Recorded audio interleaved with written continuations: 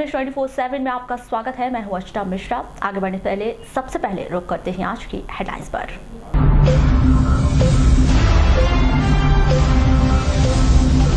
जम्मू कश्मीर से धारा 370-35A हटाए जाने का स्वागत, जिले भर में खूब हुई आतिशबाजी, बांटी गई मिठाई। लांजी के डोरली में एक ही परिवार के 3 लोगों की मौत, कुएं में गैस रिसाव के कारण हुई घटना। बस स्टैंड से अपहरण कर लूट की घटना को अंजाम देने वाले 2 आरोपी गिरफ्तार। स्कूल स्वच्छता पर जिले के भीतर बनेगी बड़ी योजना, जबलपुर कमिश्नर ने दिए निर्देश।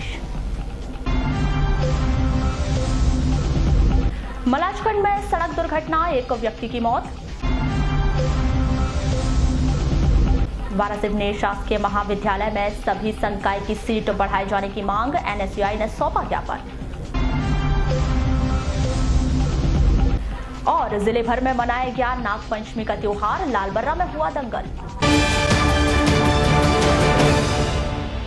और अब खबरें विस्तार से।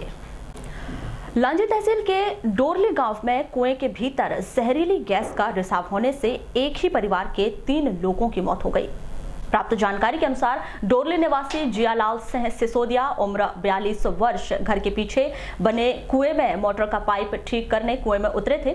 इस दौरान कुएं के ऊपर स्थित जियाराम के भाई बेनीराम और पुत्र विशाल ने उन्हें आवाज दी, जिस पर जियाराम ने कोई भी आवाज अंदर से नहीं दी। इसे देखते हुए बेनीराम उम्र 28 वर्ष भी कुएं में उतर गए। कुछ देर बाद बेनीराम की भी आवाज कोई भी भीतर से नहीं आई। यह देख जियाराम का पुत्र विशाल उम्र 18 वर्ष भी कुएं में उतर गया, लेकिन विशाल भी अपने पिता जियाराम और चाचा बेनीराम की तरह कुएं से बाहर नहीं आया, ना उसकी आवाज आई। जिसे देखते हुए विशाल के फूफा मुन्ना मदरेले निवासी महलगांव महाराष्ट्र भी कुएं में उतर गए, लेकिन जियाराम बेनीराम और विशाल की तरह कुएं में उतरते ही मुन्ना की भी आवाज नहीं आई।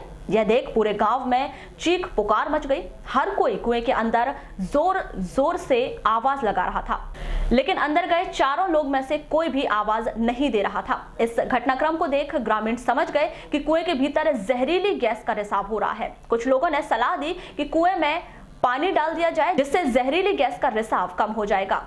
यह देख कुएं में ऊपर से पानी डाला गया, जिस पर कुएं में उतरे मुन्ना मदरेले को होश आ गया, जिसने कुएं के भीतर से आवाज दी, जिस पर ग्रामीणों द्वारा रस्सी से ऊपर उसे लाया गया। लेकिन इस पूरे घटनाक्रम में जियाराम बेनीराम और विशाल की मौत हो चुकी थी, जिन्हें पुलिस की उपस्थिति में बारी बारी से ऊपर लाया गया। मुन्ना मदरेले को लांजी सिविल अस्पताल में भर्ती किया गया। इसे लगभग 2 घंटे बाद पूरी तरह से होश आ गया। आपको बता दें कि जियाराम सिसोदिया के परिवार में 2 दिन पहले ही बुजुर्ग व्यक्ति की मौत हुई थी, जिस कारण घर पर सभी रिश्तेदार मौजूद थे। पानी की कमी के कारण जियाराम पंप को ठीक करने कुएं में उतरे थे। इस दौरान यह पूरा हादसा हो गया। प्रदेश शासन के द्वारा मिलावटखोरी पर नकेल कसने के लिए लगातार मुहिम चलाई जा रही है। इसमें एक बात खुलकर सामने आ रही है कि यह मिलावटखोरी खाद्य विभाग के मिलीभगत से चल रही है।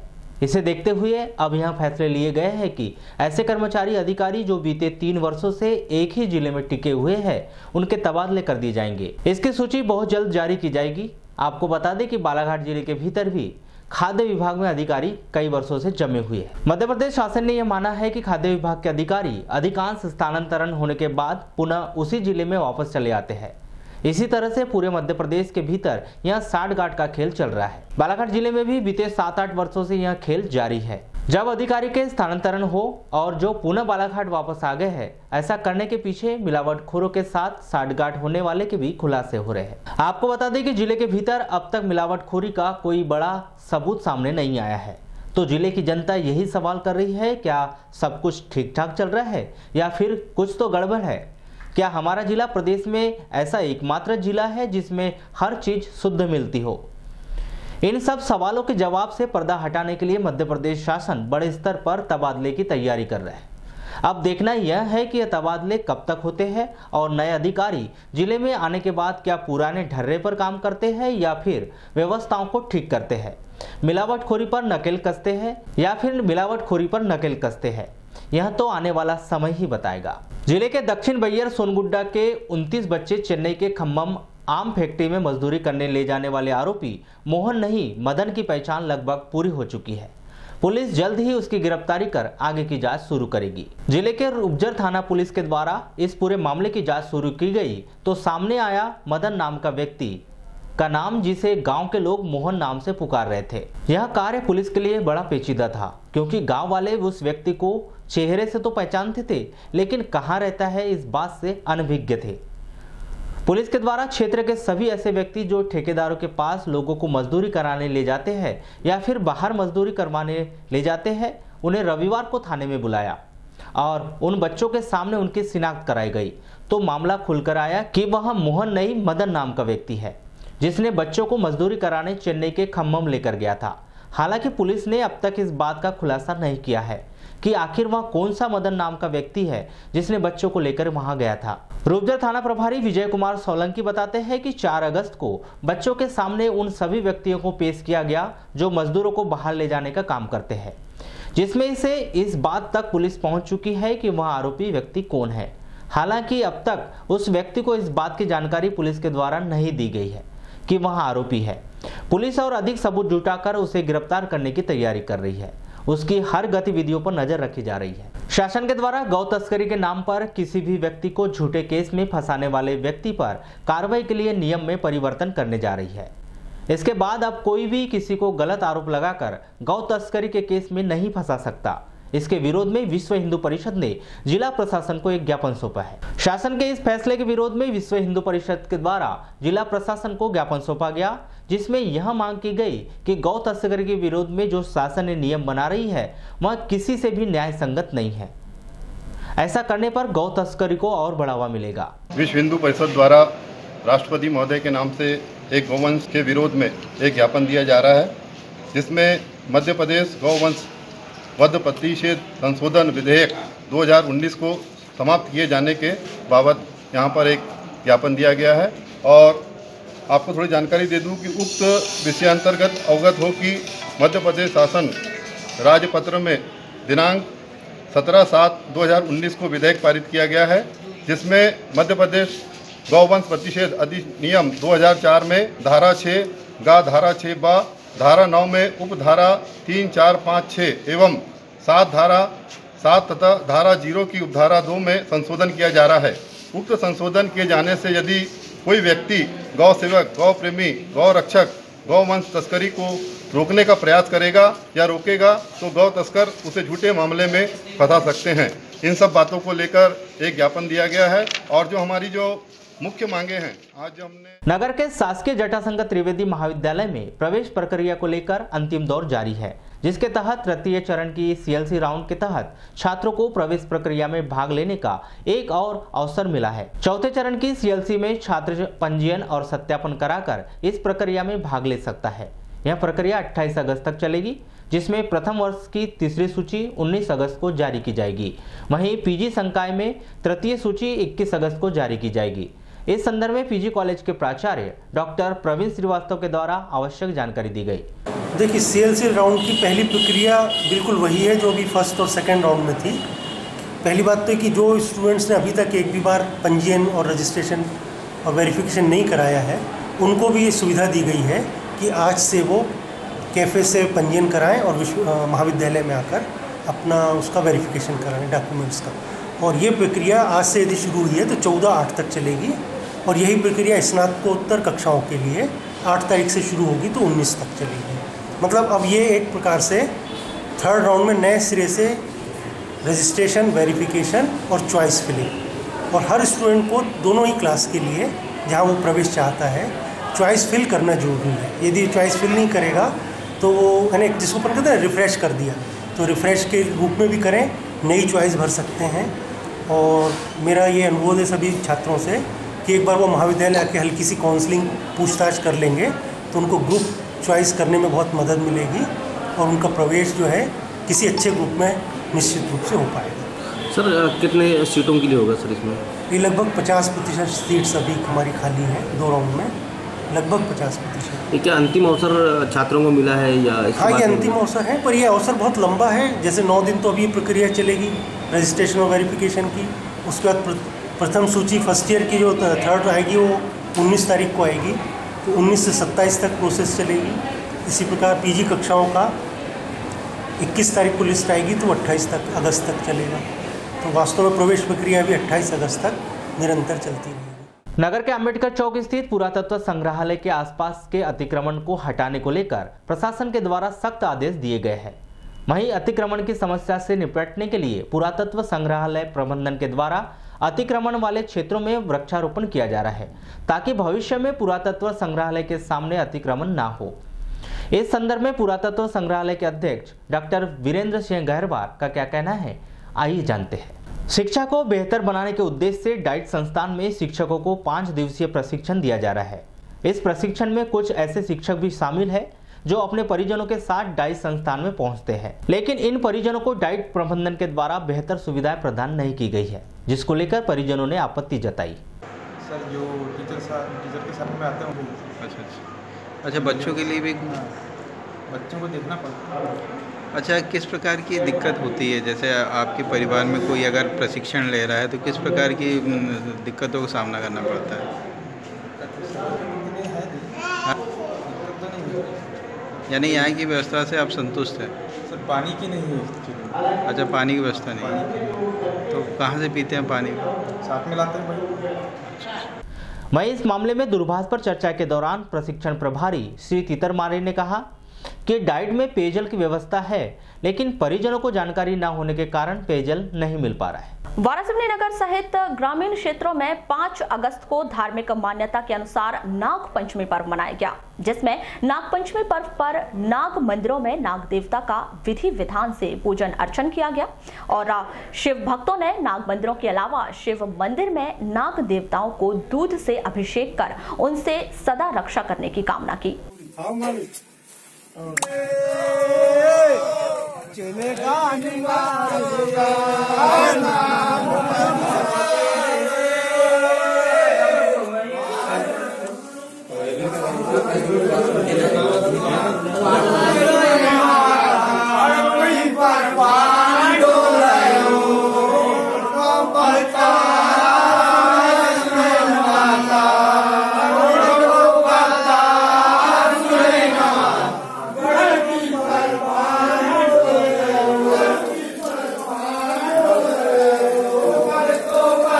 हमारे जो पहले नाना जी थे, नाना जी के बाद हमारे फिर पिताजी हुए, उसके बाद फिर हम सीखे हैं सरपी बारी। अब हमारे बच्चों भी सीखेंगे, हम अपने बच्चों को भी हमें शिक्षा देते हैं कि हमारे बच्चे अगर आगे चल के ये सीख जाए तो भविष्य में कोई किसी को ऐसी तकलीफ ना हो, वो सांप के जहर से कोई मर ना सके। जबलपुर संभाग के कमिश्नर राजेश बहुगुणा की पहल पर शालाओं में स्वच्छता एवं पढ़ाई को लेकर मेरी शाला मेरी जिम्मेदारी कार्यक्रम बालाघाट जिले में भी चलाया जा रहा है। इसी परिप्रेक्ष्य में 5 अगस्त को कमिश्नर श्री बहुगुणा की अध्यक्षता में शालेय स्वच्छता समस्या एवं समाधान विषय पर कार्यशाला का आयोजन किया गया। कमिश्नर राजेश बहुगुणा ने बताया कि पहले स्कूल में शौचालय नहीं थे और हमारा देश मानव सूचकांक में बहुत पीछे था। समग्र स्वच्छता अभियान के अंतर्गत सभी स्कूलों में शौचालय बनाने का काम प्रारंभ हुआ था और अब लगभग सभी स्कूलों में शौचालय बन गए हैं। लेकिन अब सबसे बड़ी समस्या शौचालय की सफाई को लेकर सामने आ रही है। अब स्कूल में शौचालय का होना उतना महत्वपूर्ण नहीं, बल्कि उसकी सफाई का होना अधिक महत्वपूर्ण है। हम क्यों शौचालय की सफाई के लिए स्वीपर पर निर्भर रहें? जब हमने अपने घरों में शौचालय की सफाई स्वयं करते हैं तो फिर स्कूलों के शौचालय की सफाई क्यों नहीं कर सकते हैं? किसी भी माँ ने आज तक अपने बच्चे की गंदगी साफ करने के लिए कभी किसी स्वीपर को नहीं बुलाया है। असामाजिक तत्वों के द्वारा नष्ट भ्रष्ट होना, लोग असामाजिक तत्व ऐसे कार्य करते हैं, अपनी प्रॉपर्टी या फिर पब्लिक प्रॉपर्टी या गवर्नमेंट की प्रॉपर्टी या बच्चों की प्रॉपर्टी को तोड़फोड़ करते हैं। नेक्स्ट क्वेश्चन वही है, क्या कारण हो सकते हैं असामाजिक तत्व इस प्रकार की? ऐसी बातें हमारे व्यवहार भी पराई चीज के तौर पर ही रहती है। इसमें कोई और सर या मैडम अपना पॉइंट रखना चाहते हैं? वारासिवनी के शासकीय शंकर साब पटेल महाविद्यालय में 5 अगस्त को भारतीय राष्ट्रीय छात्र संगठन द्वारा महाविद्यालय प्राचार्य सरिता कोल्हेकर को ज्ञापन सौंपकर सभी संकाय में सीट वृद्धि करने व LLB की फीस को किश्तों में लेने की मांग की गई। भारतीय राष्ट्रीय छात्र संगठन के पदाधिकारियों ने बताया कि महाविद्यालय में BA, BSc, BCom प्रथम वर्ष में एडमिशन कार्य प्रारंभ है, जिसमें महाविद्यालय द्वारा सीटों को भरने का कार्य संपन्न होता आ रहा है और इन कक्षाओं में बहुत कम ही सीट बची है, जिसके विरुद्ध में एडमिशन लेने के लिए 4 गुना विद्यार्थी रास्ता देख रहे हैं। इसीलिए महाविद्यालय प्रशासन को BA, BSc, BCom में सीटें बढ़ाना चाहिए। साथ ही स्नातकोत्तर MSc में बहुत कम सीट होती है, जबकि प्रतिवर्ष 200 से 300 बच्चे BSc पास करते हैं और MSc में प्रवेश लेने की सोचते हैं, लेकिन MSc में मात्र 3 विषयों में 25-25 सीटें हैं, जिससे विद्यार्थियों को बहुत दिक्कत होती है और कई बार तो विद्यार्थियों को अपना 1 वर्ष खराब करना पड़ता है। छात्रों के सम्मान में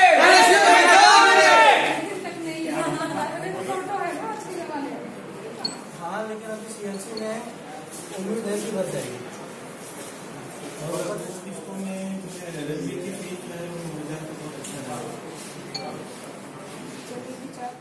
आज उपरोक्त विषयों पे ज्ञापन सौंपा गया कि जो MA, MCom, MSc की जो सीटें हैं उनको बढ़ाने के बाबत में आज ज्ञापन सौंपा गया, क्योंकि पिछले साल MSc की सीटें कम थी, जिस वजह से बहुत सारे बच्चों का एडमिशन नहीं हो पाया।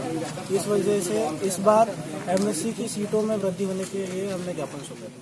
वारासिवनी जनपद पंचायत रामपायली के अंतर्गत ग्राम पंचायत पिपरिया निवासी 54 वर्षीय दांडीलाल हनवत अज्ञात व्यक्तियों के हमले से घायल हो गया। प्राप्त जानकारी के मुताबिक पिपरिया निवासी दांडीलाल पिता मोडकन हनवत अपने घर में खाना खाकर सो गए थे। तभी रात्रि करीब 11:30 बजे अज्ञात व्यक्तियों द्वारा दरवाजा खटखटाया गया और चाचा जी करके आवाज दी गई, जिस पर दांडीलाल हनवत द्वारा पूछताछ कर दरवाजा खोला गया तो अचानक युवाओं ने हमला कर दिया।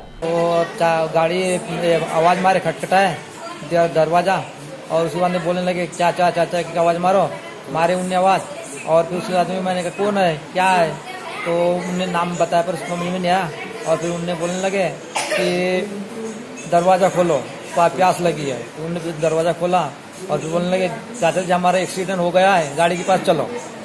तो उसके बाद में फिर मैंने कहा मैं तो नहीं आ सकता, फिर उसके में मारना चालू कर दिया। घर पे मारना शुरू कर दिए? हाँ। फिर आपको किसने बचाया? तो अब पत्नी ने 3 अगस्त को जबलपुर के मॉडल साइंस कॉलेज में B.Ed के वेरिफिकेशन के दौरान B.Ed काउंसलिंग प्रभारी और गणित विभाग के सहायक प्राध्यापक R.P. चंदेल के साथ NSUI के छात्र नेताओं द्वारा अभद्रता व मारपीट की गई थी। 2 दिन बीत जाने के बाद भी दोषियों पर कार्रवाई नहीं हुई। बालाघाट में ABVP कार्यकर्ताओं ने जिला प्रशासन को ज्ञापन सौंपकर घटनाक्रम में दोषी NSUI कार्यकर्ताओं और पुलिस कर्मियों पर शीघ्र कार्रवाई की मांग की। प्रखर श्रीवास्तव, नगर मंत्री, अखिल भारतीय विद्यार्थी परिषद बालाघाट। हमारा विषय है कि 3 तारीख को जबलपुर में मॉडल साइंस कॉलेज में कांग्रेस का छात्र संगठन है NSUI, वहाँ के गुंडों ने क्या करे, प्राध्यापक के साथ मारपीट करे, जिसके विरोध में हमारे अखिल भारतीय विद्यार्थी परिषद के कार्यकर्ताओं पे लाठीचार्ज किया गया। इसके विरोध में हम पूरे जिले में कलेक्टर महोदय जी को मुख्यमंत्री जी के लिए ज्ञापन दे रहे हैं कि पीड़ित प्राध्यापक को जल्दी से जल्दी न्याय मिले और NSUI को गुंडों को के ऊपर सख्त कार्रवाई, कड़ी से कड़ी कार्रवाई जल्दी से जल्दी किया जाए। शहर के बस स्टैंड क्षेत्र से 3 अगस्त की रात को 2 युवकों द्वारा एक युवक का अपहरण कर जंगल में ले जाकर लूट की घटना को अंजाम दिया गया था। पुलिस ने दोनों आरोपियों को गिरफ्तार कर लिया है। कोतवाली थाना प्रभारी विजय सिंह बताते हैं कि अपहरण और लूट की घटना को अंजाम देने वाले आरोपियों को शहर के बस स्टैंड, काली पुतली, महावीर चौक, भटेरा चौकी, भटेरा रेलवे क्रॉसिंग सहित अन्य CCTV फुटेज खंगालने के बाद परवेश शिंदे उम्र 32 वर्ष निवासी सागौन वनबूढ़ी और अजय उर्फ पिंटू परिहार उम्र 20 वर्ष निवासी सालई थाना लालबर्रा को संदिग्ध परिस्थिति में गिरफ्तार किया गया।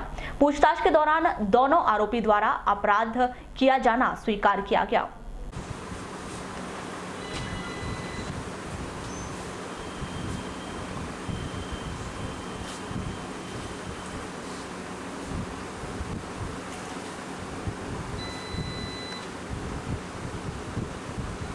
दिनांक 3/8/2019 को फरियादी रोहित मरावी निवासी ग्राम नारना, थाना बैहर ने थाने पर आकर रिपोर्ट दर्ज कराया कि वह नागपुर में होटल में खाना बनाने का काम करता है और नागपुर से वाया ट्रेन बालाघाट गोंदिया आया, गोंदिया से जो है बालाघाट आया, बालाघाट के बाद रेलवे स्टेशन से वो बस स्टैंड में आया रात में करीब 11 बजे और 12 बजे के आसपास जब वह यात्री प्रतीक्षालय में बैठा हुआ था उस समय एक स्कूटी पर 2 लड़के आए, उसको बुलाए, पूछताछ की उससे और उसके बाद उसके साथ मारपीट भी की और मारपीट करने के बाद उसको डराया धमकाया। उसके बाद उसको जबरन गाड़ी में स्कूटी में बैठा करके उसको जंगल की तरफ ले गए और वहाँ पर ले जा कर के फिर उसके साथ मारपीट की और उसके पास जो सामान था, बैग, MI कंपनी का मोबाइल, ब्लूटूथ और पर्स जिसमें उसने नकदी 8,000 रुपये होना बताया था, उन लोगों के द्वारा छीन लिया गया। इस बात की रिपोर्ट फरियादी के द्वारा दिनांक 3/8/19 को करने पर थाना कोतवाली में अपराध क्रमांक 411/19 धारा 365, 394 IPC का प्रकरण पंजीबद्ध कर विवेचना में लिया गया था। आरोपी फरियादी द्वारा बताए गए हुलियानुसार तथा CCTV में अज्ञात बदमाशों की पतारसी वरिष्ठ अधिकारियों श्रीमान IG महोदय, DIG महोदय, पुलिस अधीक्षक महोदय, अतिरिक्त पुलिस अधीक्षक महोदय एवं CSP महोदय के मार्गदर्शन में टीम गठित की गई और फरियादी द्वारा बताए हुलियानुसार तथा CCTV में आए फुटेज स्कूटी व 2 आरोपियों की कदकाठी के अनुसार तथा मुखबिर द्वारा सूचना दी गई। उस आधार पर आरोपियों को दिनांक 4/8/19 को बस स्टैंड पर पकड़ा गया और उनसे पूछताछ की गई। पूछताछ के दौरान उन्होंने घटना घटित करना स्वीकार किया। लालबर्रा में प्रति वर्ष अनुसार इस वर्ष भी नागपंचमी पर्व के पावन अवसर पर नगर में स्थित शासकीय उत्कृष्ट उच्चतर माध्यमिक विद्यालय में 5 अगस्त को दोपहर 3 बजे से दंगल प्रतियोगिता का आयोजन किया गया।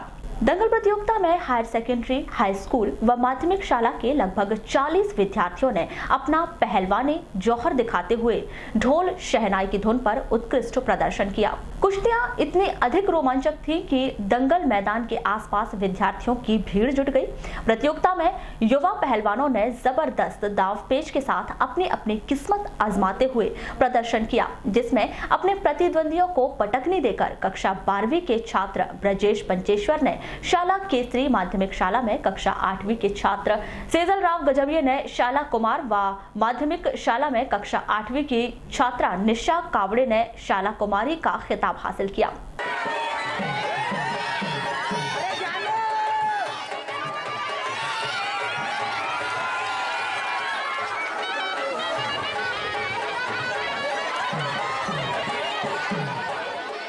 ये नागपंचमी के उपलक्ष्य में जैसा कि प्रतिवर्ष विद्यालय की परंपरा है कि यहाँ के जो छात्र छात्राएँ हैं वो दंगल प्रतियोगिता कराई जाती है, उसमें वो हिस्सा लेते हैं। दंगल प्रतियोगिता का आयोजन नागपंचमी के उपलक्ष्य में हुआ है। सर, हर वर्ष कराया जाता है? हाँ, ये विगत कई वर्षों की गौरवशाली परंपरा है विद्यालय की, उसी का हमने निर्वहन किया है। तो कौन केसरी और कौन शाला के? हाँ, इसमें छात्रों ने माध्यमिक विभाग के भी और हाई स्कूल विभाग के भी भाग लिया है और माध्यमिक विभाग की छात्राओं ने भी भाग लिया है इसमें। तो जो हाई स्कूल हायर सेकेंडरी विभाग से जो विजेता होता है उसको शाला केसरी की उपाधि विद्यालय प्रदान करता है। तो ब्रजेश पंचेश्वर इसने शाला केसरी का पद यहाँ पर प्राप्त किया है और उसी प्रकार शाला कुमार की जो उपाधि है वो सेजल राव गजभिये ने शाला कुमार की उपाधि प्राप्त किया है और जो छात्रा विजेता रही है कुमारी निशा कावड़े।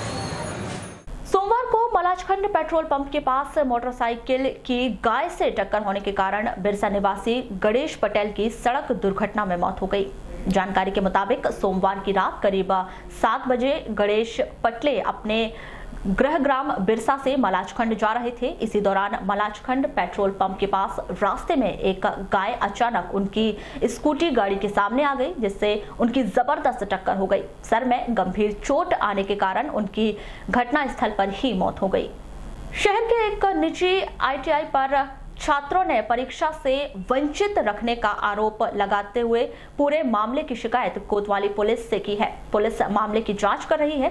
संचालक बीमारी के कारण बताते हुए पूरे मामले से अनभिज्ञता जाहिर कर रहे हैं।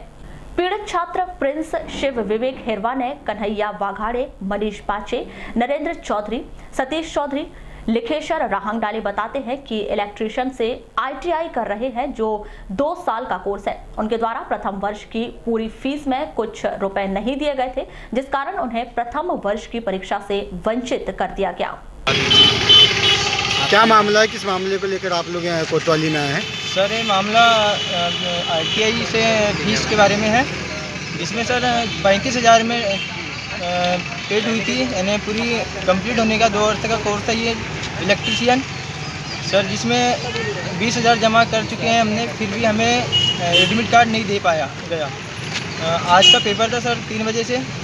सर हम 2 दिन से कॉलेज गए, एडमिट कार्ड की मांग किए।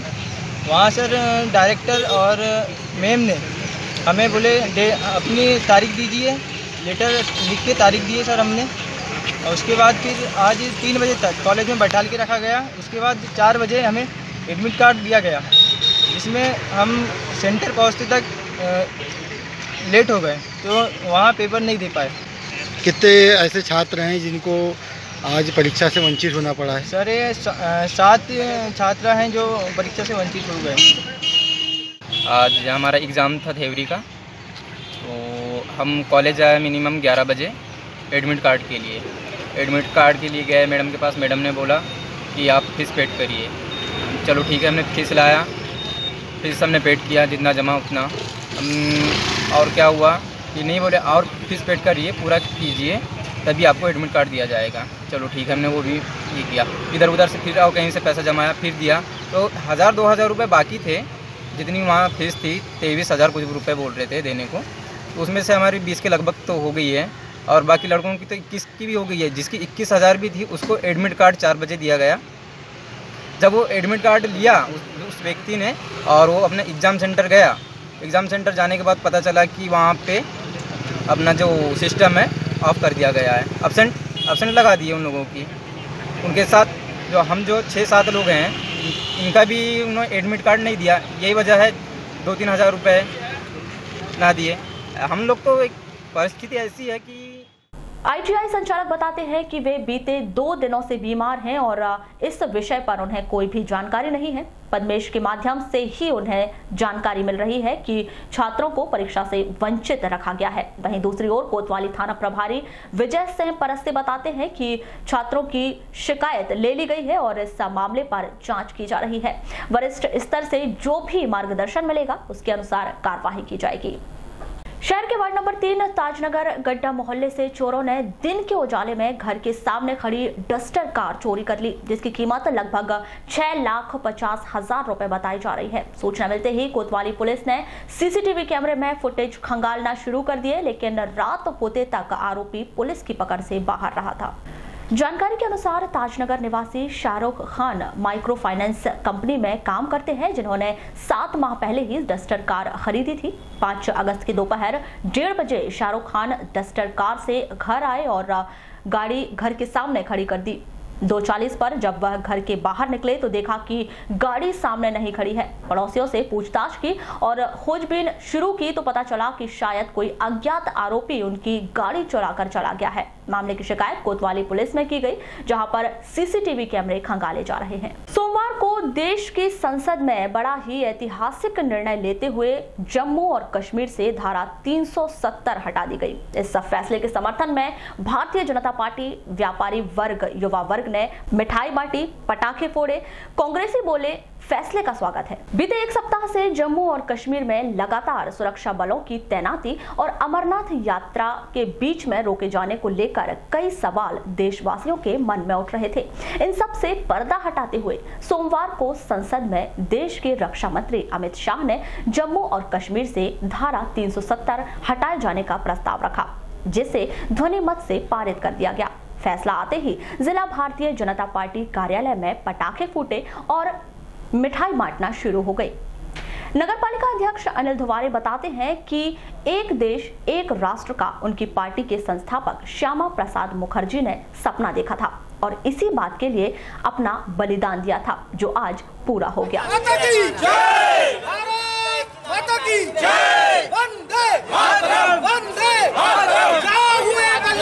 क्या करवाना है? फूटेंगे तो पीछे खड़े हैं।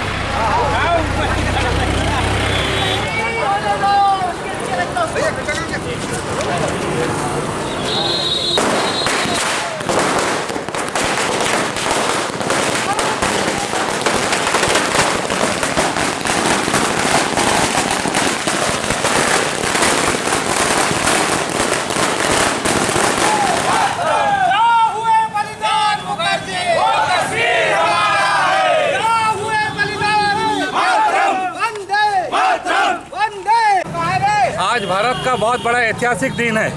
आज हमारे संस्थापक श्यामा प्रसाद मुखर्जी, जिन्होंने कश्मीर में धारा 370 हटाने के लिए अपने आप को बलिदान कर दिए थे। स्वतंत्र भारत के प्रथम बलिदान स्वतंत्र संग्राम सेनानी हमारे मुखर्जी, जिन्होंने अपना भारतीय जनता पार्टी का पूरा जो जिस लड़ाई लड़ रहे थे कि जहां हुए बलिदान मुखर्जी वो कश्मीर हमारा है, धारा 370 हटाने के लिए आज वो ऐतिहासिक दिन आया कि नरेंद्र मोदी जी के नेतृत्व में भारतीय जनता पार्टी की सरकार बनी और हमारे गृह मंत्री माननीय अमित शाह जी ने आज राज्यसभा में घोषणा करे कि धारा 370 और 35 को समाप्त किया जाता है। जनपद पंचायत बालाघाट के अध्यक्ष पूरन ठाकरे ने भी अपने साथियों के साथ मिठाई बांटकर खुशी का इजहार किया। इस दौरान उन्होंने कहा कि आज का दिन ऐतिहासिक है, स्वर्ण पन्नों में इसका नाम लिखा जाएगा। आज से देश एक हो चुका है, एक राष्ट्र एक ध्वज, सारे फैसले एक समान। निश्चित ही बहुत बड़ा फैसला है।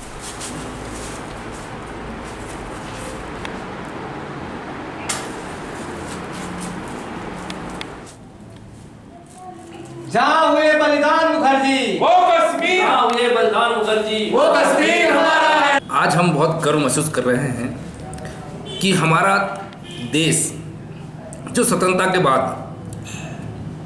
पहले जो सरकार बनी थी जवाहरलाल नेहरू जी की, उस समय हमारे वहाँ मंत्री श्यामा प्रसाद मुखर्जी जो थे, उन्होंने कश्मीर को अपने अंग मानते हुए, कश्मीर को लाने के लिए, कश्मीर को हमारा भारत का अभिन्न अंग मानने के लिए, धारा 370 हटाने के लिए उनने प्रयास किया और वो जो जिनका बलिदान हुआ था आज उसका साकार हुआ कि 370 वहाँ से हटी।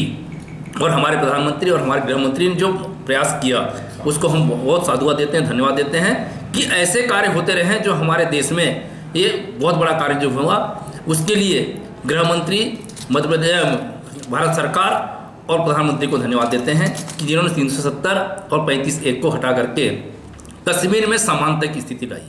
व्यापारी संजय मिश्रा बताते हैं कि बड़ा ही हर्ष का विषय है, आज कश्मीर 72 साल बाद आजाद हुआ। सरदार वल्लभ भाई पटेल, श्यामा प्रसाद मुखर्जी का सपना साकार हुआ है। दीपेश मोर बताते हैं कि देश के प्रधानमंत्री नरेंद्र मोदी और गृह मंत्री अमित शाह ने मिलकर जो फैसला किया है वह स्वागत के योग्य है।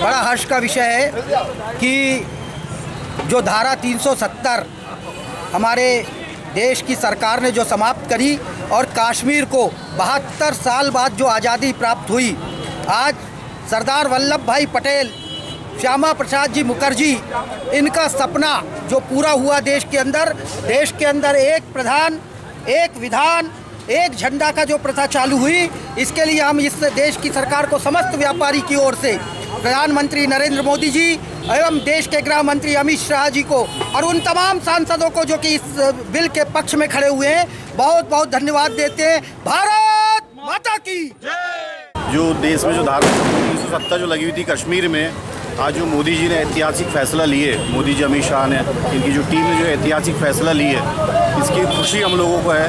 जो धारा 370 हटी है, ऐसा क्या था 370 में जो नाराज? हमको ऐसा लगता नहीं था कि कश्मीर हमारे देश का हिस्सा है। जिस टाइप से वहाँ पे अलग संविधान था, अलग विधान था, तो हमको ऐसा लगता नहीं था कि वो हमारे देश का हिस्सा है। अब ऐसा लगता है कि वो हमारा है और हमारे देश का झंडा वहाँ फहराएगा।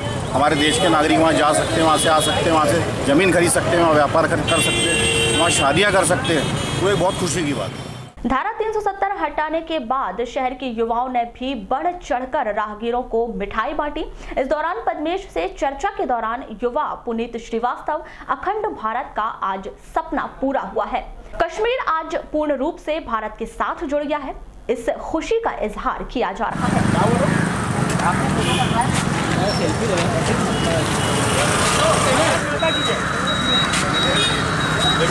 माता की जय, वंदे मातरम, वंदे मातरम। आज आज़ादी के बाद जो अखंड भारत का सपना पूरा हुआ है, जम्मू कश्मीर से जो धारा 370 की समाप्ति की गई है, कश्मीर आज पूर्ण रूप से भारत के साथ जुड़ा है, उसकी खुशी में हम लोग ये मिठाई बांट रहे हैं। अखंड भारत का जो मुख्य रूप से सपना पूरा हुआ है, उसकी खुशी मनाई जा रही है। ये बताइए 370 तो हटा दी गई है, क्या क्या उपलब्धियाँ मिलेगी अपने को इससे? 370 हटने से कश्मीर का विकास होगा, लद्दाख का विकास होगा। हमारे जो टैक्स का पैसा जो इतने वर्षों से गलत हाथों में जा रहा था कश्मीर के लिए, या जो भी उसका उपयोग दुरुपयोग हो रहा था, वो रुकेगा। आज वहाँ पे उस पैसे का सदुपयोग होगा, उस क्षेत्र का विकास होगा। आदिवासी परिषद के जिलाध्यक्ष भवन सिंह कुर्राम, धारा 370 हटाए जाने के बाद एक देश में एक नागरिकता का सपना पूरा हो गया है और संवैधानिक अधिकार के रूप में हर किसी को अपना अधिकार मिलना चाहिए। 370 जो हटाई गई है आज़ादी के बाद से, जो वहाँ का जो प्रावधान था 370 का कि देश के किसी भी कोने का व्यक्ति वहाँ जाके किसी प्रकार की गतिविधियाँ जो जैसे वहाँ बस नहीं सकता था, ज़मीन नहीं खरीद सकता था, बहुत सारे उसके अधिकार नहीं थे वहाँ। एक देश में एक नागरिकता होनी चाहिए, ये हमारी प्राथमिकता है और संवैधानिक अधिकार के रूप में हर किसी को अपना अपना अधिकार मिलना चाहिए। एनएसयूआई के जिलाध्यक्ष दयाल वासनिक इस फैसले का समर्थन करते हैं और स्वागत करते हैं, लेकिन एक मांग यह थी कि विपक्ष जो अपनी बात रख रहा था, उनकी बात सुनकर अगर फैसला लिया जाता तो शायद और भी अच्छा होता। आज जो धारा 370 और 35A के संबंध में जो कानून पास किया गया है, जिसके तहत धारा 370 जो है कश्मीर को जो पूरे भारत देश से विभिन्न कश्मीर और जम्मू कश्मीर को भारत देश से विभिन्न राज्य का एक दर्जा जो प्राप्त था, उसको हटाने का एक ऐतिहासिक फैसला है। यह फैसला राजनीतिक से हटकर एक देश के राष्ट्र हित के लिए फैसला है, तो हम इसका सम्मान करते हैं। लेकिन इस फैसले से यदि सभी युवाओं को, सभी छात्र छात्राओं को कश्मीर जम्मू कश्मीर से छोड़कर भारत की विभिन्न संस्थाओं पर लाभ लेने का फ़ायदा मिलेगा इससे, और इसके साथ ही साथ जो आए दिन जो आतंकवादी और जो भी विभिन्न ऐसी घटना होती है, इस पर भारत सरकार के द्वारा कंट्रोल किया जाएगा।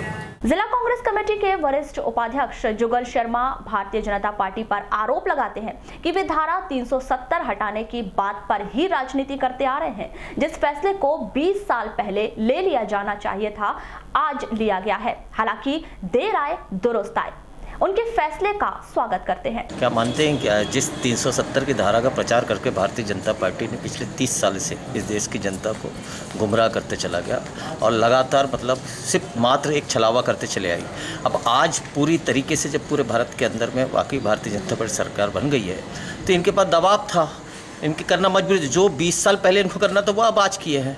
और धारा 370 के हटाने के मामले को इनका प्रचार ही चलता था। आज एक देश एक राष्ट्र एक झंडे की जब बात आ गई है, और ये है इसके लिए बधाई की पात्र है। और वहीं लेकिन धारा 370 के हटाने के साथ में कुछ मापदंडों को भी इनको रखना चाहिए, इस सरकार को मापदंड रखना चाहिए। आज सबसे बड़ी बात यह है कि जिस कश्मीर के अंदर में आज हम चाहते थे, तो एक छत्र रास्ता कि वहाँ आदमी अपना व्यापार, अपना देश, अपना कुछ नहीं कर पाता था, लेकिन अब सामान्य स्थिति की स्थिति आ गई है। एक आतंकवाद को रोकने का जो तरीका था, जिसके लिए शुरू से ही हमला चल रहा था, पिछले 15 सालों से यही बात चले आ रही थी, लेकिन इसी बात पे अड़ंगा लगाती थी भारतीय जनता पार्टी। आज कानून की पढ़ाई कर रहे प्रखर श्रीवास्तव के अनुसार 370 हटाना पाकिस्तान के लिए करारा जवाब है। मैं मानता हूं कि सर ये पाकिस्तान के लिए बहुत करारा जवाब है। हमारे गांव प्रसाद त्रिवेदी जी जिनने आज इसके लिए बहुत योगदान दिया है, तो उनको श्रद्धांजलि देता हूं। उनके कारण, ये कठिन प्रयासों के कारण आज हमको उनसे विजय मिली है, और इससे आपस के अपने पूरे स्टेट हो गए, पूरी सिटी हो गई। हमारे को कश्मीर से हम अब व्यवसाय कर सकते हैं, वहाँ जाके सुरक्षित अपना प्लाट ले सकते हैं, और बहुत सी सुविधा हम उससे। सामाजिक कार्यकर्ता सुनील मेश्राम इसे राष्ट्रीय फैसला बताते हैं। पूर्व में नेहरू जी ने जो फैसला किया था, उस समय की परिस्थिति आज की परिस्थिति के अनुसार धारा 370 हटाना जरूरी हो गया था। राष्ट्र हित में तो कुछ अच्छा ही नज़र आ रहा है, क्योंकि जो पूर्व में तत्कालीन नेहरू सरकार ने इस पर निर्णय लिया हुआ था तो उस समय की समस्याओं को देखते हुए लिया था, क्योंकि राष्ट्र को एक करना था। लेकिन तत्काल पश्चात की जो अभी वर्तमान की परिस्थितियाँ हैं उसमें तो हमें ऐसा प्रतीत हो रहा है कि अगर राष्ट्रीय एकता और अखंडता की बात हम कर रहे हैं तो पूरे देश के पूरे गणराज्यों में, पूरे राज्यों में एक जैसा कानून होना ही चाहिए और राष्ट्रध्वज भी एक होना चाहिए। तो इस तारतम्य में तो हमें ऐसा लग रहा है कि जो भी फैसला है शायद राष्ट्र की एकता को लेकर के केंद्र सरकार ने इसे लिया है और इसके अच्छे परिणाम ही आएंगे और हमें इसका फैसले का स्वागत भी करना चाहिए। नगर के वार्ड नंबर 9 निवासी वसी अहमद बताते हैं कि धारा 370 तो पूरे देश से हटना चाहिए। देर आए दुरुस्त आए, एक देश एक राष्ट्र हो चुका है। ये 370 धारा तो कश्मीर से भी हटनी चाहिए, नागालैंड से भी हटनी चाहिए, मिजोरम से भी हटनी चाहिए। 370 ताकि वहाँ जाकर के लोग बैठ के बिजनेस कर सके, घर खरीद सके, रह सके आराम से। क्या समझे? ये तो बहुत पहले होना चाहिए था, अभी हो गया, ये ठीक है। मोदी जी और अमित शाह का धन्यवाद है। क्या समझे? वारासिवनी में इस ऐतिहासिक फैसले के बाद भारत सरकार के द्वारा एक बड़ी घोषणा करते हुए कश्मीर को लेकर ऐतिहासिक फैसले के बाद नगर में स्थित जय स्तंभ चौक पर नगरवासियों के द्वारा जश्न मनाया गया, जिसमें नगरवासियों के द्वारा जोरदार आतिशबाजी कर राष्ट्रीय ध्वज तिरंगे को हाथों में लेकर नगर के जय स्तंभ से गोलीबारी चौक तक पैदल यात्रा निकालकर जगह जगह आतिशबाजी कर भारत माता की जय के उद्घोष लगाए गए और खुशियां मनाई गई। इस दौरान उपस्थित जनों ने बताया कि भारत सरकार के द्वारा अनुच्छेद 370 और 35A को खत्म करने के लिए जो कार्य किया जा रहा है वह बहुत सराहनीय है। जम्मू कश्मीर से लेकर कन्याकुमारी तक भारत एक होगा और जम्मू कश्मीर भारत का अभिन्न अंग नहीं स्वयं भारत में होगा और इसका श्रेय हम भारत के प्रधानमंत्री नरेंद्र मोदी को देना चाहते हैं। भारत के नासूर को समाप्त करने की पहल की, इससे आतंकवादी गतिविधियों पर अंकुश लगेगा। साथ ही अन्य राज्यों की तरह जम्मू कश्मीर भी भारत का राज्य होगा। शहर के युवाओं और हर वर्ग ने अपनी प्रतिक्रिया इस प्रकार से रखी।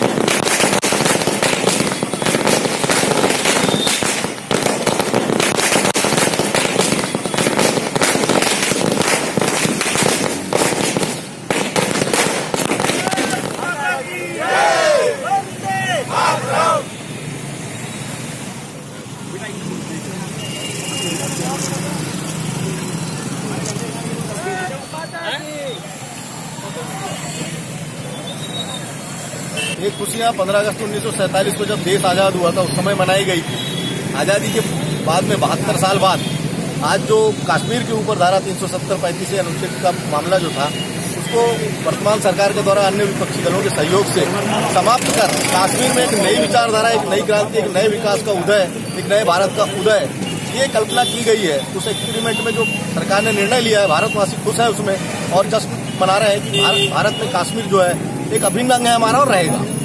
क्या लगता है भैया आने वाले दिनों में ये जो बिल है इसके मतलब धारा 370 और 35A का हट जाने से क्या हमारे देश में कितना परिवर्तन आएगा? परिवर्तन होगा, निश्चित होगा, क्योंकि निश्चित रूप से उस धाराओं के तहत ये था कि यहाँ का व्यक्ति किसी और प्रदेश का व्यक्ति वहाँ जाकर निवेश नहीं कर सकता था, कोई व्यापार नहीं कर सकता था। लड़कियों के मामले में ये था, तो उन मामलों को लेकर के जो छूट मिली है, अब निवेश होगा, मेडिकल कॉलेजेस खुलेंगे, अच्छे डॉक्टर जाएंगे, अच्छे विद्यालय होंगे, शिक्षा बढ़ेगी। आज का दिन भारत प्रधानमंत्री श्री नरेंद्र मोदी जी, गृह मंत्री श्री अमित शाह जी के नाम स्वर्णाक्षरों में लिखा जाएगा। ये एक बहुत ही सराहनीय कदम है और आज पूरे देश में स्वतंत्रता की लहर है। लोगों ने जो कभी सोचा नहीं था ऐसा काम हमारे देश के प्रधानमंत्री माननीय नरेंद्र मोदी जी ने, माननीय गृह मंत्री अमित शाह जी ने करके दिखाया और इस पहल से कश्मीर में विकास के रास्ते भी खुल गए और जो एक भय का वातावरण आतंकवाद का सदा बना रहता था कश्मीर में, वो भी धीरे धीरे समाप्त हो जाएगा। बहुत ही सराहनीय और सफलता वाला कदम ये हमारे प्रधानमंत्री जी का और हमारे गृह मंत्री का है। ये बहुत खुशी का विषय है और हमारे लिए सौभाग्य की बात है कि हमने भारत देश की आज़ादी तो नहीं देखे थे, लेकिन हमने जम्मू कश्मीर और वहाँ के हमारे हिंदू और मुस्लिम भाइयों की जो है आज वो हम आज़ादी अपनी आंखों से देख रहे हैं। और मैं केंद्र की सरकार और हमारे देश के प्रधानमंत्री मोदी जी का धन्यवाद करूंगा और हमारे देश के समस्त सांसदों का जो इस बिल का समर्थन कर रहे हैं उन सभी का मैं धन्यवाद करूंगा कि उन्होंने ऐसा बिल लाया और कश्मीर को धारा 335A और 370 से आज़ादी देके आज भारत का जो संविधान है वो जम्मू और कश्मीर में भी लागू होगा। किसी भी देश के विकास की बाधकता होती है आतंकवाद, और जो धारा 370 वहां लगाए जाने के कारण पाकिस्तान उसका दुरुपयोग कर रहा था और वहां आतंकवाद को बढ़ावा दे रहा था, जिस कारण वहां के पूरे विकास कार्य रुके हुए थे। आज धारा 370 हटने के कारण, वहां का केंद्र शासित प्रदेश बनने के कारण आज कम से कम आतंकवाद से मुक्ति तो मिलेगी और वहां से जो लोग छोड़ के पलायन कर चुके थे वो वापस अपने शहर में जाकर के विकास कार्यों को गति प्रदान करेंगे। वहां का बिजनेस बढ़ेगा, वहां की शिक्षा और स्वास्थ्य का जो स्टैंडर्ड है वो बढ़ेगा। डेफिनेटली वहां पे डेवलपमेंट बहुत ज्यादा होगा। ये एक महत्वपूर्ण निर्णय है। धारा 370 के कारण कश्मीर में अशांति फैली हुई थी, आतंकवाद विस्तारित हो रहा था, जम्मू कश्मीर का विकास रुका हुआ था, वहां के बेरोजगार मजबूरी में आतंकवाद की ओर प्रेरित हो रहे थे। धारा 370 हट जाने के कारण वहाँ उद्योगपति जमीन खरीद पाएंगे, उद्योगों का विकास होगा, अन्य मूलभूत सुविधाओं का विकास होगा। निश्चित तौर पर जम्मू कश्मीर का आर्थिक विकास होगा, लोगों को रोजगार मिलेगा और वहाँ शांति स्थापित होगी और पूरा देश सुकून महसूस करेगा। केंद्र सरकार ने धारा 370 और अनुच्छेद 35A के तहत जो आज निर्णय लिया है, मैं उस निर्णय का स्वागत करता हूं। एक प्रकार से जो जम्मू कश्मीर को विशेष राज्य का जो दर्जा दिया गया था, आज उसको समाप्त कर दिया गया। अब कश्मीर भारत देश के जो बाकी जो प्रदेश है उसके समान उसे दर्जा मिल गया। जो विशेष था वो उसको हटा दिया गया। मैं उसका सम्मान करता हूँ। इससे क्या परिवर्तन आएगा? परिवर्तन ये आएगा कि जो देश के जो नागरिक है जो कश्मीर जाते थे उन लोगों को काफ़ी कुछ दिक्कतों का सामना करना पड़ता था वहाँ। जैसे कि भाई अगर कोई दूसरे स्टेट का व्यक्ति है, उसको अगर वो कश्मीर में बसना चाह रहा है वो कश्मीर में बस नहीं सकता था। कोई व्यक्ति कश्मीर में जाकर जमीन या प्लॉट खरीद नहीं सकता था। दूसरी चीज, वहाँ जो विशेष राज्य का दर्जा होने के कारण जो वहाँ के लोगों को जो अधिकार हासिल थे वो किसी अन्य प्रदेश के लोगों को वहाँ नहीं दिए जाते थे। बुलेटिन के अंत में एक बार फिर नजर डालते हैं आज की हेडलाइंस पर।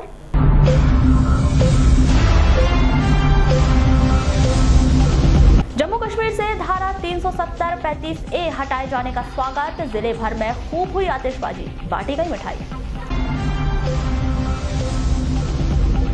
लांजी के डोरली में एक ही परिवार के 3 लोगों की मौत, कुएं में गैस रिसाव के कारण हुई घटना। बस स्टैंड से अपहरण कर लूट की घटना को अंजाम देने वाले 2 आरोपी गिरफ्तार। स्कूल स्वच्छता पर जिले के भीतर बनेगी बड़ी योजना, जबलपुर कमिश्नर ने दिए निर्देश। मलाजखंड में सड़क दुर्घटना, 1 व्यक्ति की मौत। वारासिवनी शासकीय महाविद्यालय में सभी संकाय की सीट बढ़ाए जाने की मांग, NSUI ने सौंपा ज्ञापन। और जिले भर में मनाया गया नागपंचमी का त्योहार, लालबर्रा में हुआ दंगल। तो ये थी अभी तक की खास खबरें। खबरों की ज्यादा जानकारी के लिए लॉग ऑन कीजिए www.balaghatexpress.in पर। इसके अलावा आप अपने एंड्रॉइड फोन से प्ले स्टोर पर जाकर बालाघाट एक्सप्रेस ऐप भी डाउनलोड कर सकते हैं। तो आज बुलेटिन में बस इतना ही। अगले न्यूज बुलेटिन के साथ फिर मुलाकात होगी। तब तक के लिए नमस्कार।